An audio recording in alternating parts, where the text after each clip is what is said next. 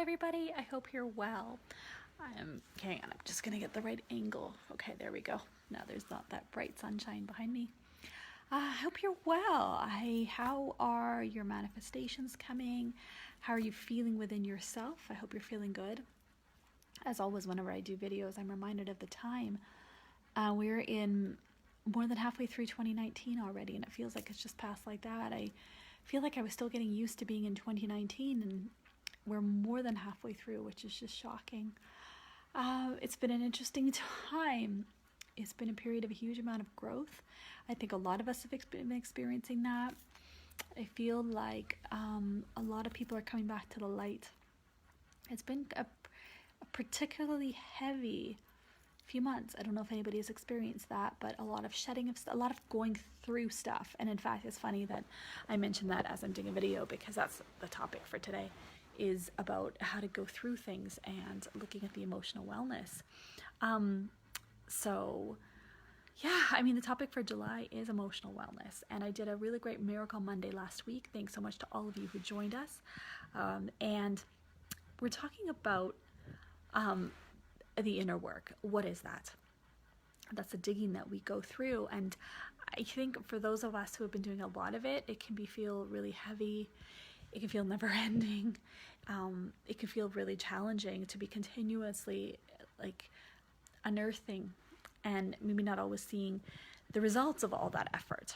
And it was interesting. I was reading about the external manifestations that comes from the inner work, and I never thought about it. But as soon as our reactions when we're not reacting, and therefore we're having conscious responses to something, then already we are reaping the benefits. We're already seeing an external manifestation. So that was an interesting way of looking at it. It might not necessarily be that your relationship has changed, or that your career has changed, or that something that you were hoping for came your way.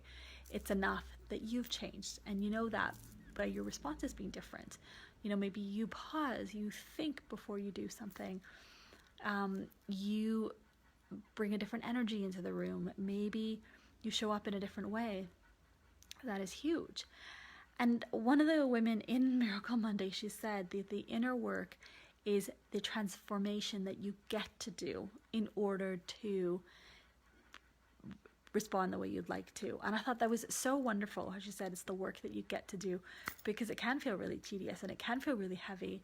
And yeah, I think I personally can often have a bad attitude about it because I've been going through so much of it. But that was a really good kick in the pants, a really good reminder of the benefit of it, and that we also have the opportunity then to be aware of our patterns, to let go of our patterns, to decide for ourselves what we're going to keep and what we're going to let go of. And therefore we are taking ownership of our power. We are having the opportunity to say, this is what I'm going to have in my life, and I'm going to cultivate more of it, instead of being at the mercy of our patterns all the time. So that is the beauty of it. We're not owned by our stuff, our conditioning. And I love how, and therefore then we get to be our best selves. And when I say best self, it doesn't mean better than anybody else. It doesn't mean that we have to have some particular mastery. It doesn't mean that we're only achieving great people. That's not the language I'm going after. But best is the best of ourselves, in our best behavior for ourselves, with the best thoughts for ourselves, thinking in the best way, helping ourselves be the most productive people possible.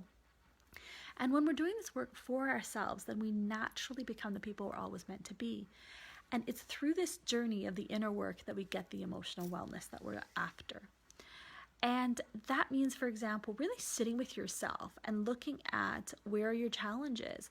What are the things that don't serve you? What are the behaviors that don't serve others? What is the thinking that doesn't suit you when you're trying to manifest a dream or create something you really want?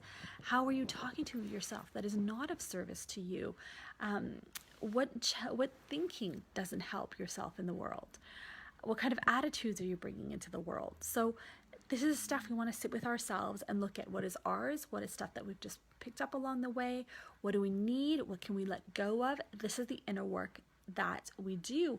And I was learning a lot about this law of attraction course, and this one teacher says that life doesn't happen to us, it doesn't happen for us, but it happens through us.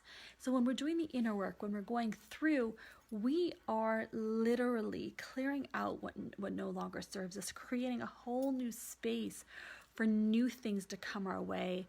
We are literally, life is going through us when we're doing the emotional wellness. We're creating that pathway for it to go through us.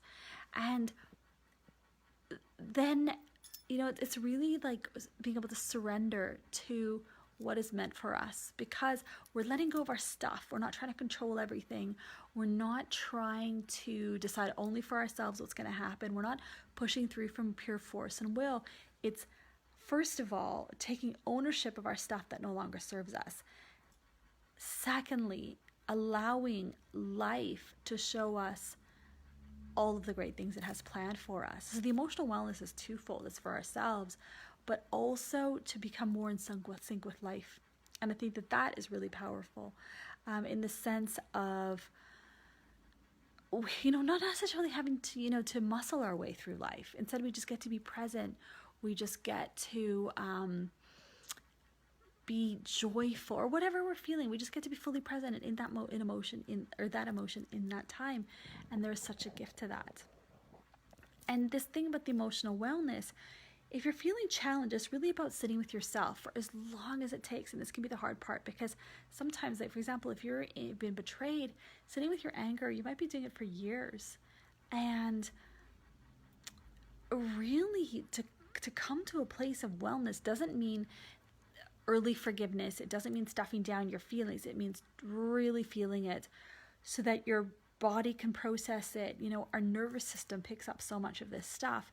And so when we have really to process it, to understand our part in it, look at how we could have made different choices, or maybe, that was exactly how it was supposed to be at the time, as I think anything is, but we can look at maybe how we could have made different choices another time or not. And I think that it really helps us to give full peace to ourselves. It helps us to be at peace with other people, knowing that they're only doing the best they can at the time, which helps us to see our own innocence. It helps us to see, and not innocence, not in the sense of we don't take responsibility for ourselves, but we can see that we were doing the best that we could at the time too. And that ability to sit with yourself is, I think, the most powerful one we have. Hi, whoever's joined. Thank you for watching.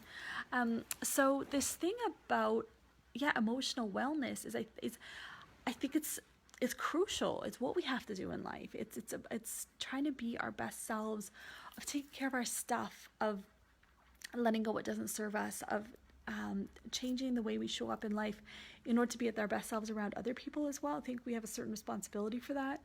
And I hate to sort of go like being at our happiest all the time, because I don't want to get too kind of like California, like, oh, let's always be positive. That's absolutely not. If you know my work, I don't believe in that at all, because we have to go through an emotion. The emotion has to pass through us. It needs to be felt. And this is the point of life, because the point of life is soul growth. And the way to connect to your soul is through your emotions. So literally life is lived through all our body, our mind, our spirit, our soul. So the emotional wellness aspect is literally, to me, the point of life. It's to connect with our emotions. It's to help get ourselves to a more productive place.